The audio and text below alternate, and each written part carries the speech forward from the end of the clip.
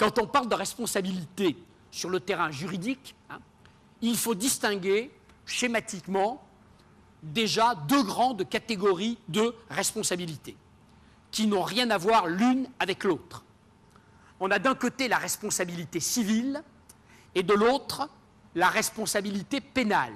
C'est deux choses totalement différentes. Qu'est-ce que c'est que la responsabilité civile d'abord? Eh bien, pour aller très vite, à quoi ça sert? Eh bien, c'est relativement simple. La responsabilité civile, ça permet de poser des règles qui vont permettre, dans certaines conditions, aux victimes d'accidents ou de maladies d'être indemnisées.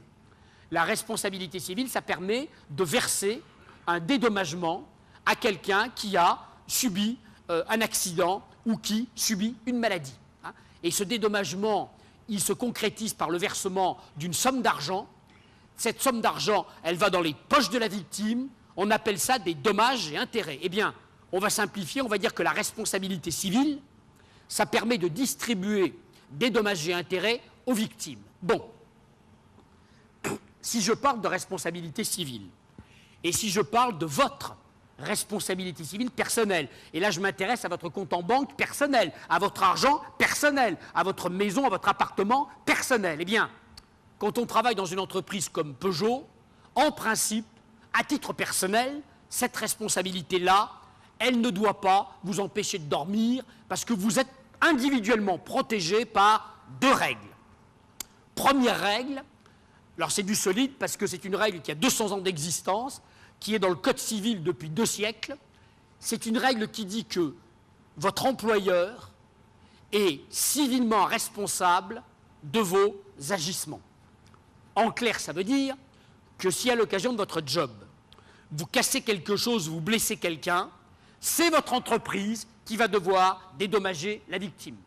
Donc, à titre personnel, par rapport à votre patrimoine personnel, on voit bien que sur le terrain de la responsabilité civile, notamment vous, qui travaillez pour une entreprise de premier plan, vous êtes protégé, votre employeur est en première ligne, c'est votre employeur, si vous blessez quelqu'un au travail, qui devra dédommager, verser les dommages et intérêts à la victime. Bon, en vertu du contrat de travail qui lie un salarié à son employeur, l'employeur est désormais tenu, à l'égard de son salarié, d'une obligation de sécurité de résultat. J'explique. Quand on signe un contrat avec quelqu'un, il y a 2 obligations possibles qui peuvent naître de la signature de ce contrat. Soit une obligation de moyens, soit une obligation de résultat. L'obligation de moyens, par exemple, c'est celle de votre médecin. Vous allez voir votre médecin, vous rentrez chez lui, vous le payez, et à ce moment-là, il y a un contrat qui se noue.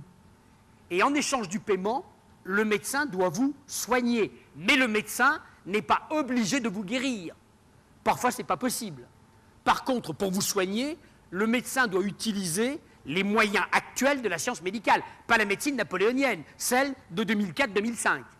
Et donc, un médecin qui vous soigne, en utilisant les techniques actuelles de la science médicale, même s'il ne vous guérit pas, eh bien, jusqu'à nouvel ordre au moins, ce médecin n'engage pas sa responsabilité, car le médecin est tenu, à l'égard de son patient, d'une obligation de moyens. Il doit mettre les moyens, mais n'est pas obligé d'arriver au résultat, la guérison. Bon. Ça, c'est l'obligation de moyens. L'obligation de résultat, par exemple, c'est celle de la SNCF.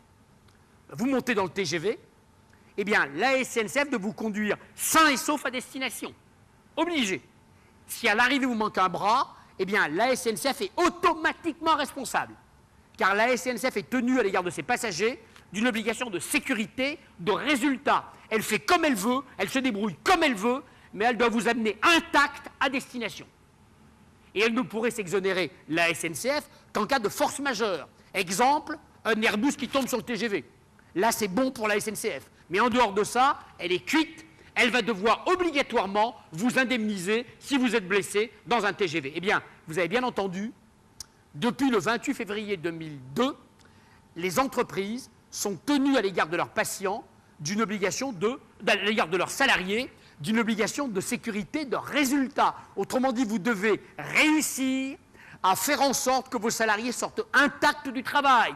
S'ils sortent blessés, malades ou pire, eh bien, ils vont pouvoir facilement aujourd'hui engager votre responsabilité, notamment dans le cadre de la faute inexcusable, et obtenir des dommages et intérêts complémentaires. Alors la responsabilité pénale, c'est carrément un autre sujet.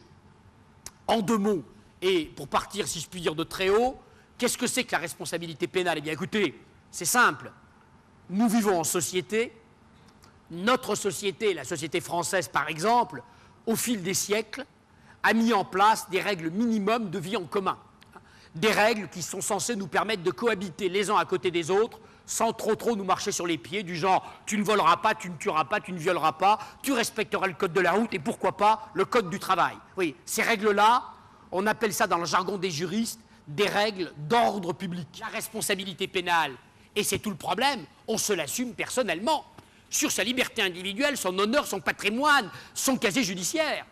Et là, glup, parce qu'en entreprise, la responsabilité civile, on se console vite d'avoir provoqué des accidents.